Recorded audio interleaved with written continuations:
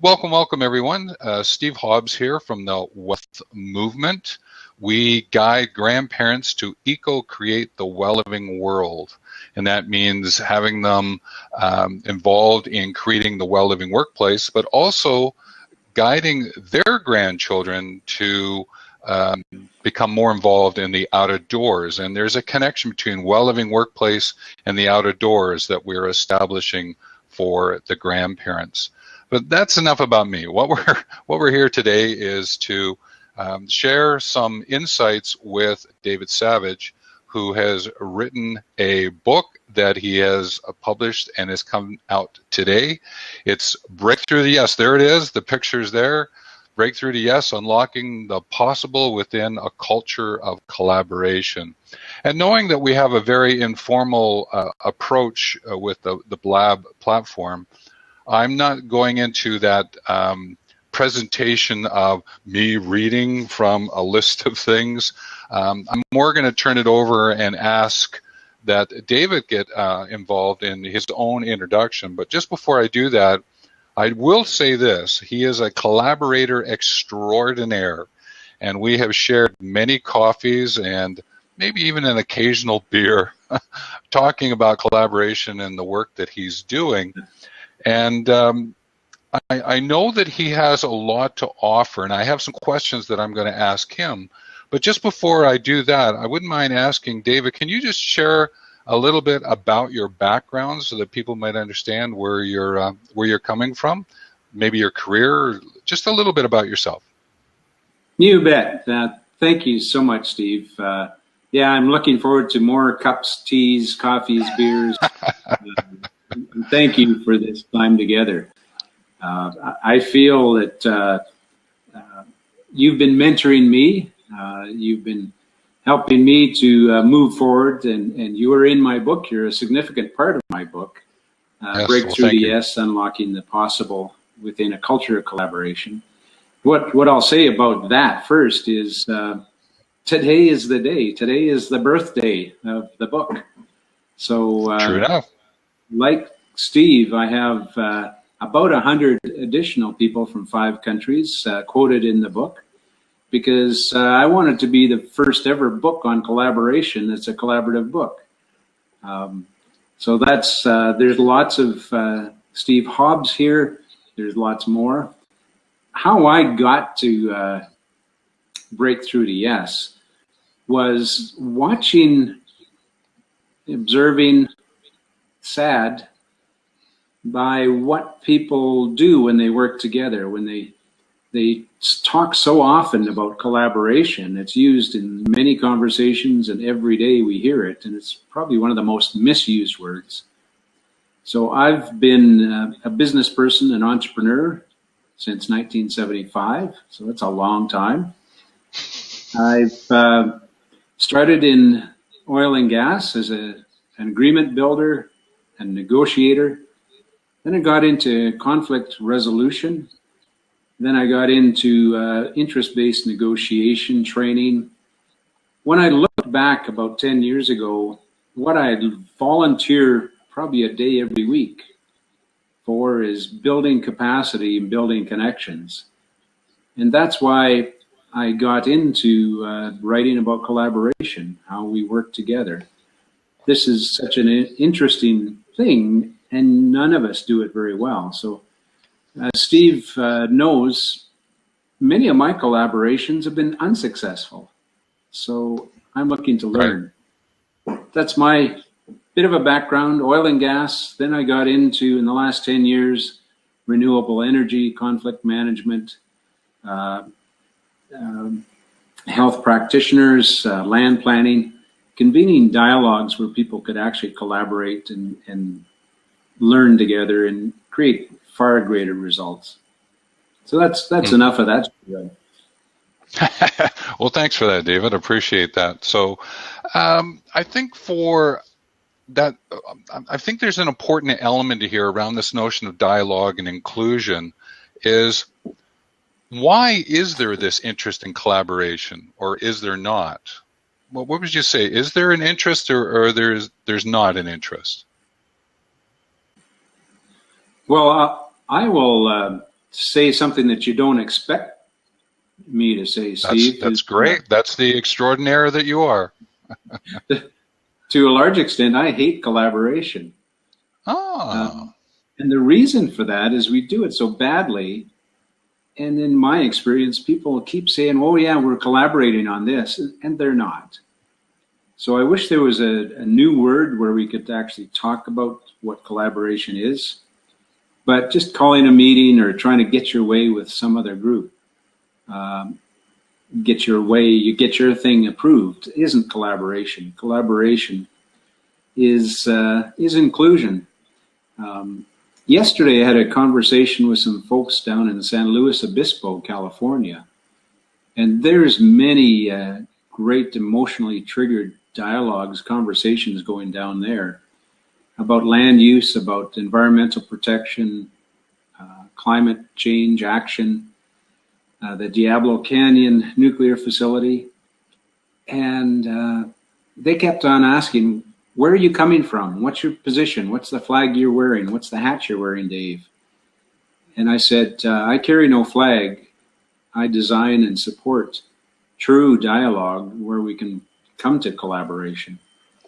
So, long answer to your short question, inclusion, especially of those that we're in conflict with, is the key to success. Because if there's something that they care so much about that they will fight me, I honor that.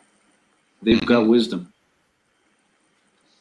So what would you say is the basics for how collaboration works? I appreciate you can go probably for a workshop day, 2 days around that, but what would be the essence of this notion of collaboration as you see it, as it unfolds? Yeah, the reason I named my book Within a Culture of Collaboration, I think the essence is, it is how we are in relationship together. It's not an event, it's not a thing. So the essence is continuous improvement, learning how to better work together. And probably in my book, I've tried to guide by putting together 10 essential steps. So that helps out, that will help people. And what I want to share this morning with our viewers and listeners and community is getting together, come together, is not until step 6 of 10. You know, step 1, which is key and critical, is set our intention. What is our honest intention? So embrace conflict, design it, and come from creating our shared future. So there's the essence. It's a big deal, and it's every moment. It's a mindful, conscious leadership task and opportunity. So really what it is, it's setting that intention, then working those other 9 steps that they actually can see the infographic on your website, can they not? Yes. And what is that website? Website, I'd be happy to send it to anybody, and other documents and materials. You know, actually another thing I'm doing that's a little bit unique is I'm providing people with a free assessment of their organizational collaborative leadership and culture. So they could go on my davidbsavage.com website and complete their own preliminary assessment so they can get a sense of what is collaboration, how are we doing, where are our gaps, and where are our strengths. Okay, so that's davidbsavage.com. I've actually put it in the live chat as well for those who are listening in. All right, so if you have these 10, and intentional mindset is the first one, but you don't really get the collaboration to number 6, what would be number 7? You're now into the collaboration. What is step number 7 that obviously has a bit of meat and potatoes to it? Well, here's another surprise. It's actually listening. Listen deeply, so that when you're in the room, in the space, around the campfire, around the Center for Dialogue. It's listening at deeper levels, and this is something that you're very aware of, Steve, and Yes. I read in your most recent book is, letting others lead, getting out of the way, and also listening in ways that you can hear things that are not spoken. Checking in with the energy in the room, checking in with what's heard but not said, and then asking the participants to clarify, this is coming to me. Is this something that you want, you hope, you're interested in, or you're afraid of?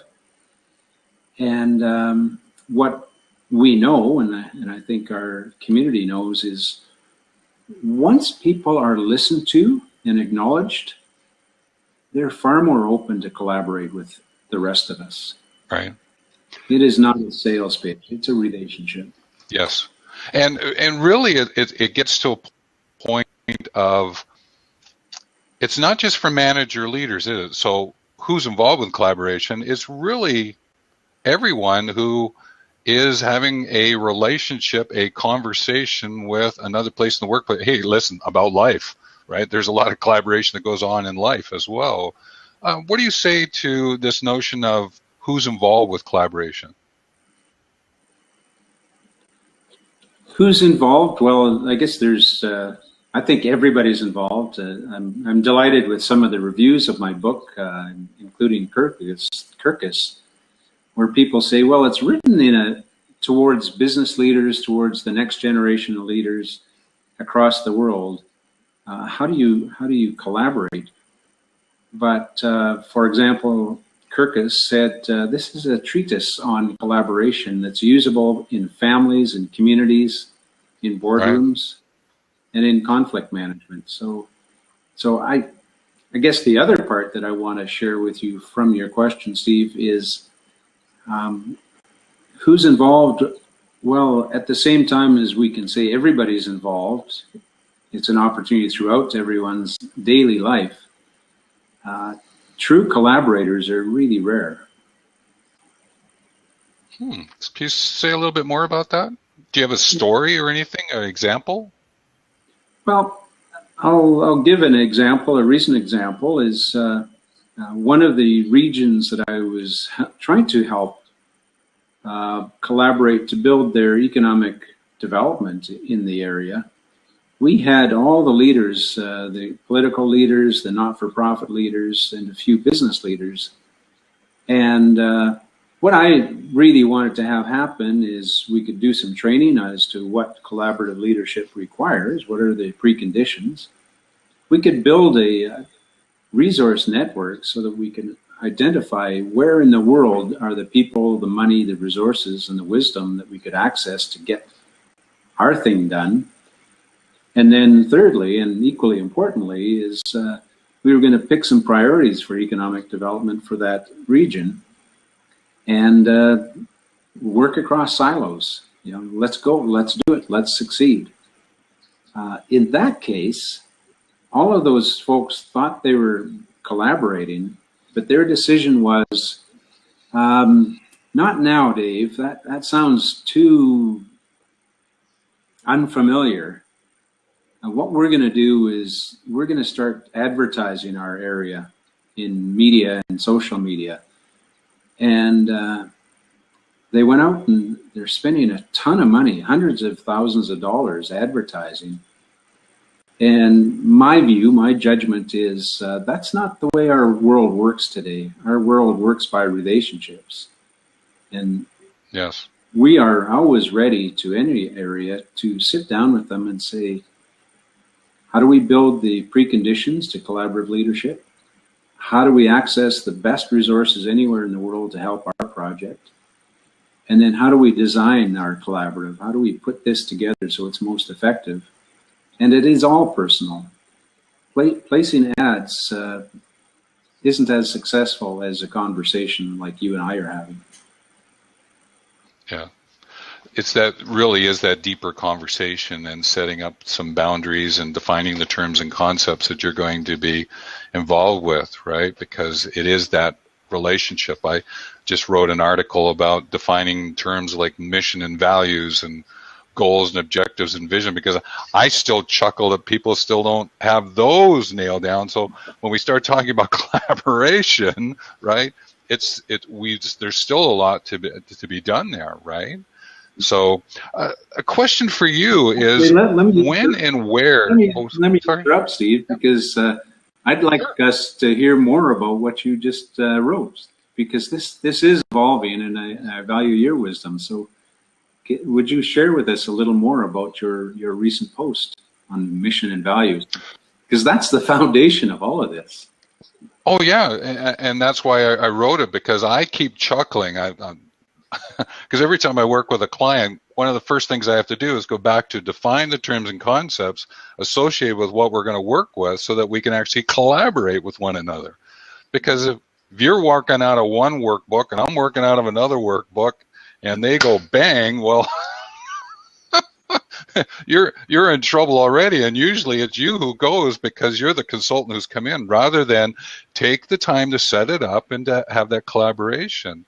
And mission and vision and values being so important, they tend to be the least things that you talk about, except during, well, we got that yearly meeting, or we got to create these because we need them for marketing.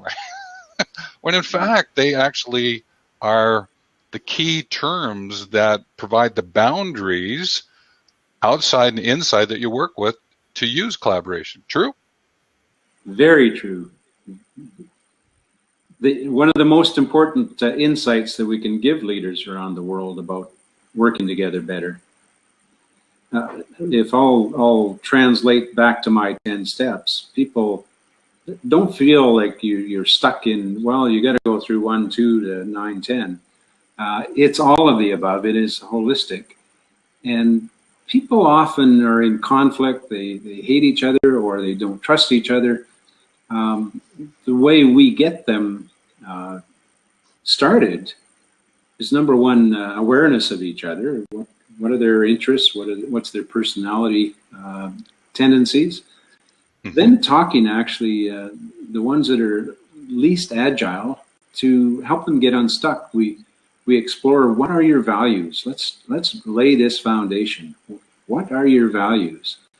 And then once we have our shared values, then of course the next step would be vision, which is step 8 of my 10 steps. Create your vision. How do we together collaborate to create that shared future we all desire? Healthy, sustainable, ease, peaceful, educational, wonderful place for our granddaughters to grow up and grow their families in. And then, of course, from that, then you go back to design the collaboration.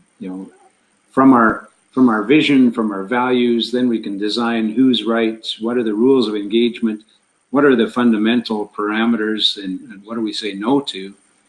How do we hold each other accountable? What are the voices that must be heard that aren't in this circle?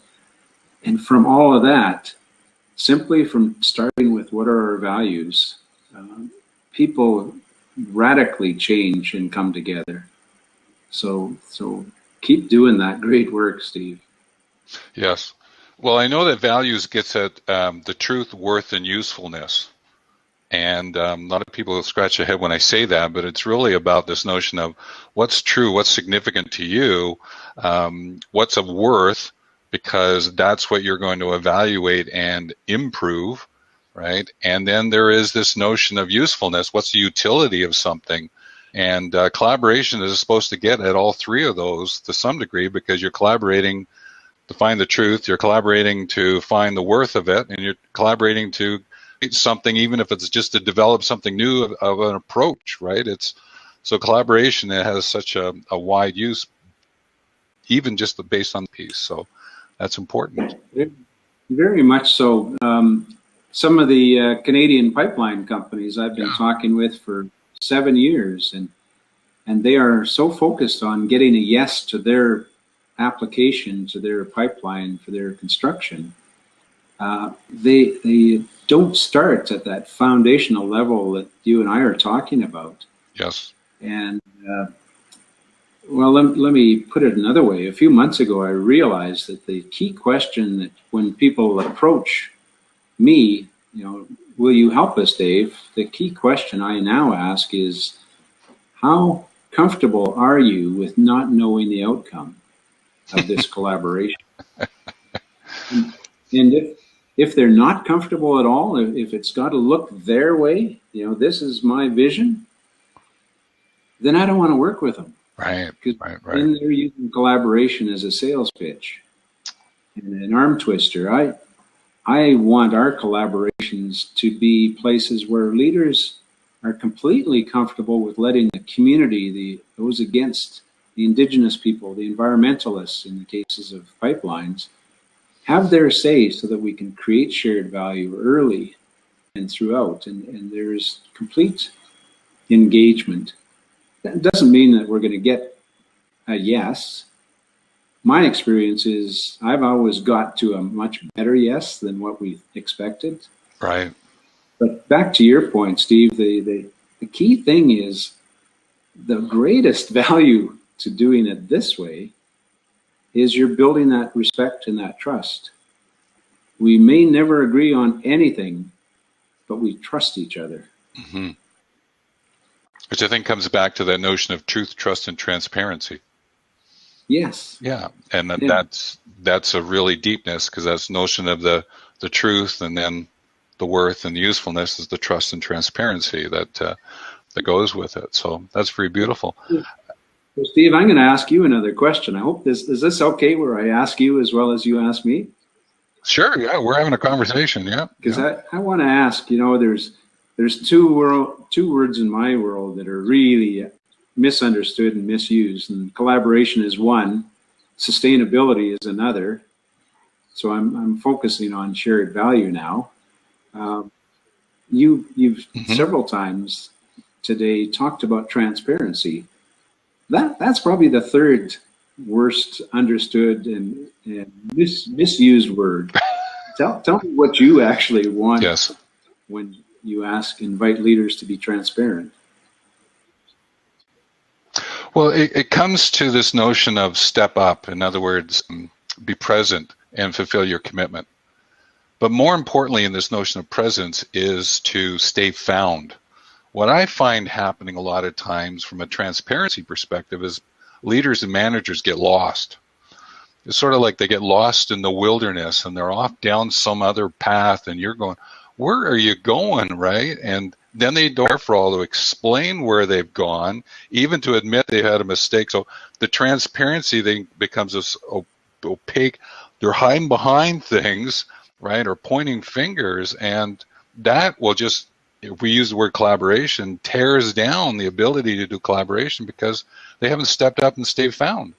Yeah. And one of the other things is that they haven't shared their wisdom through things like facilitating and coaching and mentoring, which is so important to the workplace. Well, people like Brene Brown and others really talk about shame and the importance of Mm-hmm. Another word for transparency in this frame is vulnerability.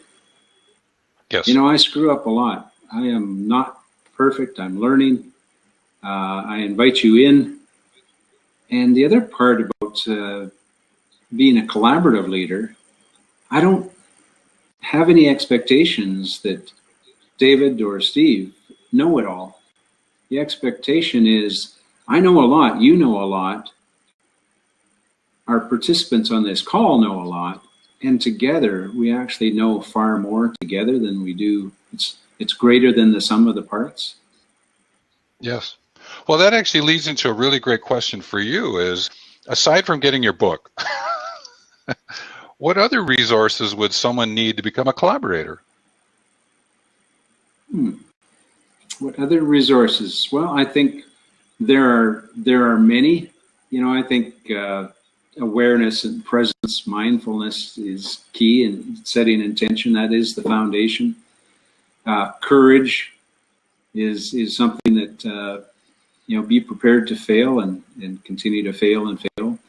In addition to that, whatever we each can do to learn to listen more deeply for what's underneath, for the fourth level of listening that I received training in my coaching accreditation, the energy in the room, looking for almost shaman's perspective, training as a shaman or any nature-based, and I know this is part of your work, Steve, the ecology and our connection to the world and the earth, that sense of oneness.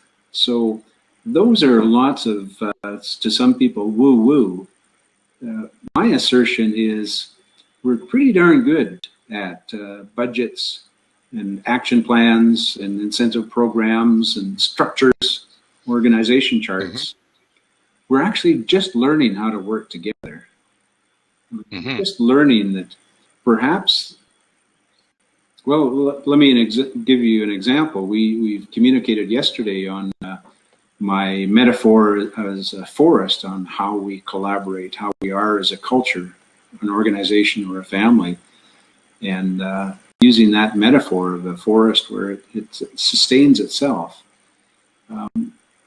Oftentimes just shifting the architecture of where you collaborate is key. Shifting the space where, in my example, I've got a business partner in New York State who deals with divorce mediation. And what he does, with the approval of the warring spouses, he invites them on a backpacking trip.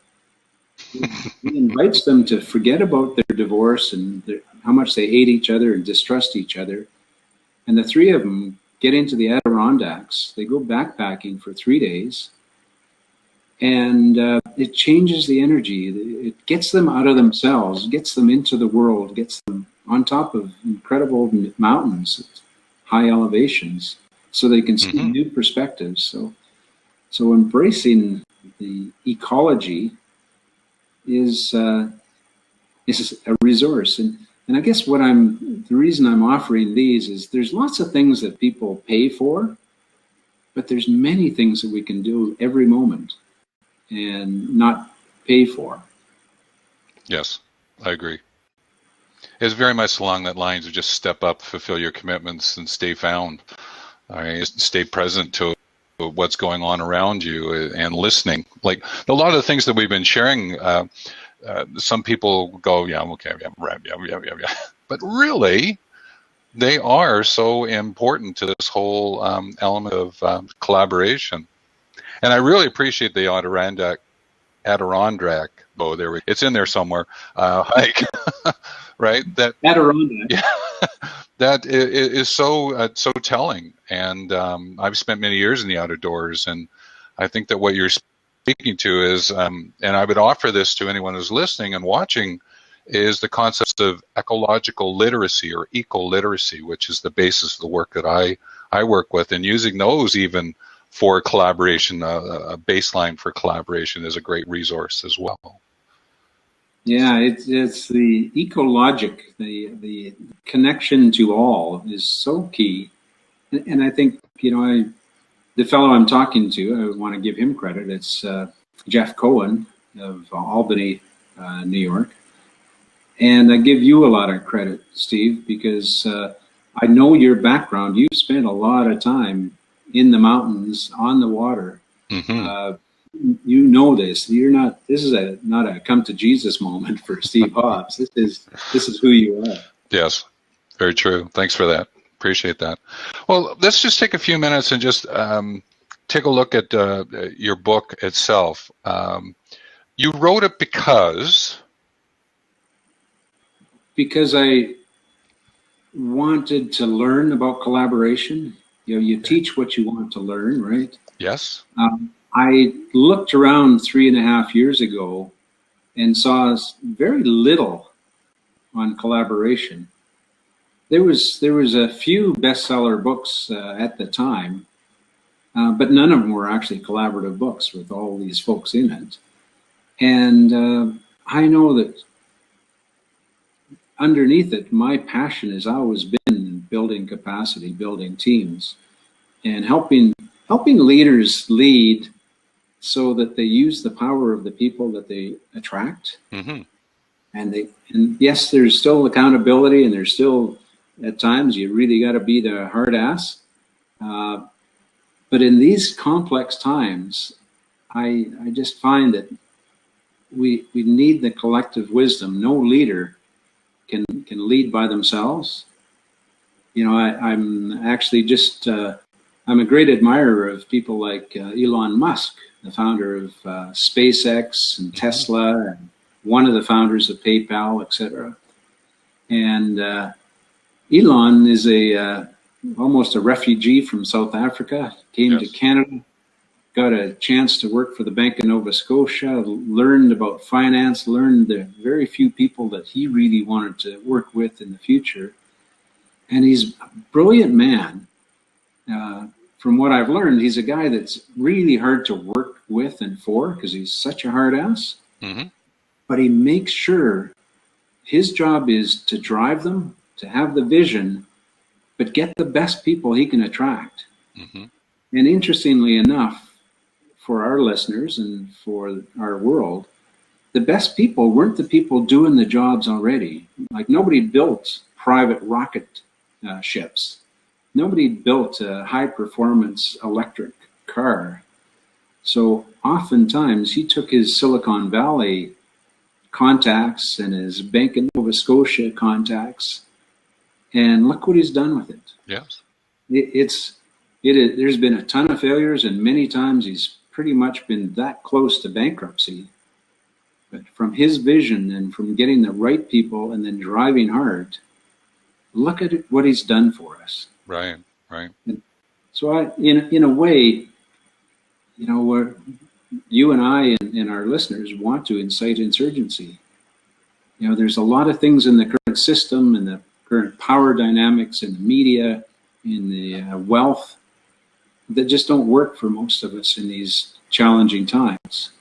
Right, and I think sorry, keep going. So that's that long answer again, but I believe that the way through all of this is by working together better. Yes, and you certainly did that with the book because you reached out to about 100 people, got some responses to some questions, and had some conversations with people, and before you know it, you've got some really rich ideas and stories and that you shared actually in the book and made it very collaborative, which is one of the pieces that I always applaud you for the book. When I wrote my review on my blog in terms of what your book is about, and I think that that's great. So do you have anything like, you know, quickly that you might say about your other collaborators? Well, there's so much that we're doing. You know, number one, I invite everyone to contact me through our websites, because I think what our role is actually to circumvent the common processes that are so bogged down. And there will be projects and opportunities that both of us hear of as a result of this Blab and others, where we say, that's cool, let's build a rocket that's going to put man on Mars, those types of things. So I'm a dreamer. I want to facilitate being. And with respect to a key organization that I co-founded about 2 years ago, it's called the Collaborative Global Initiative. We've got people like Doreen Liberto and Duncan Autry in California, Jeff Cohen in New York, Sarah Deitch in the Netherlands, Kathy Porter and I in Canada, and many others who are convening conversations that are really challenging, really critical, and are going nowhere. So that's, you know, for example, in Cranbrook about a month ago, Kathy and I listened to 2 days of people complaining about the Canadian environmental assessment process. And now we're convening a conversation about, well, wouldn't it be cool if all of us, including the Tanakha people, could actually create our own model for environmental assessment and application review in the southeastern British Columbia. Mm-hmm. And then that can be our way, and the federal and provincial governments can take a look at it and learn from us.